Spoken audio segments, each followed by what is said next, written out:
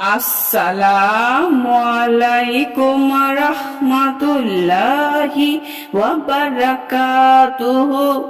সুপ্রিয় সম্মানিত দর্শক ও শ্রোতা, আশা করি মহান রব্বুল আলামিনের দয়ায় আপনারা সকলেই ভালো আছেন।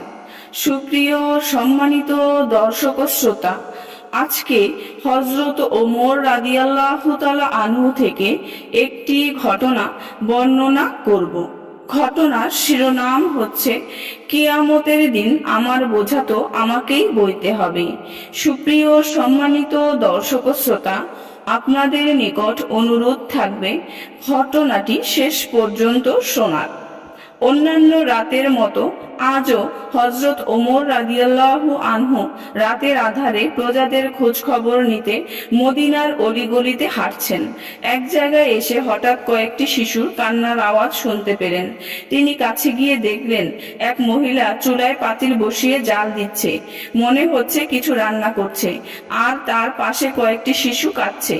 ওমর রাদিয়াল্লাহু আনহু ওই নারীকে জিজ্ঞেস করলেন, হে আল্লাহর বান্দি, এই বাচ্চাগুলো কাঁদছে কেন?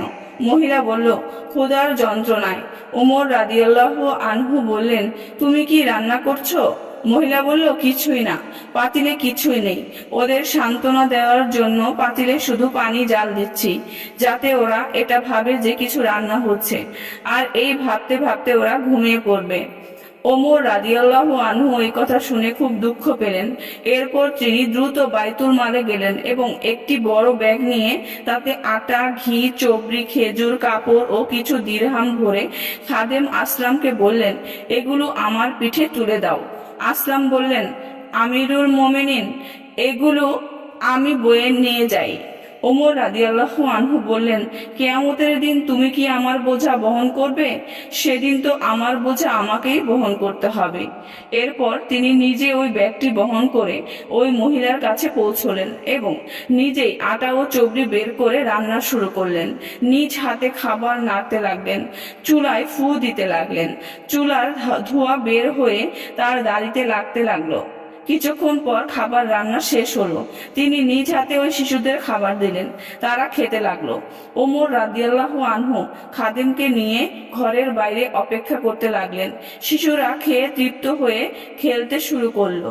এরপর ওমর রাদিয়াল্লাহু আনহু সেখান থেকে খাদেমকে নিয়ে চলে এলেন। বাড়ি ফেরার পথে ওমর রাদিয়াল্লাহু আনহু খাদেম আসলামকে বললেন, আসলাম, তুমি কি জানো আমি কেন এত সময় ওখানে অপেক্ষা করলাম? আসলাম বললেন, না।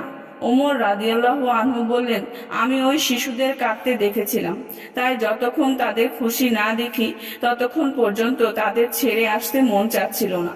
তাদের খুশি দেখে আমার অন্তরও খুশি হয়ে গেল, তাই এখন চলে এলাম।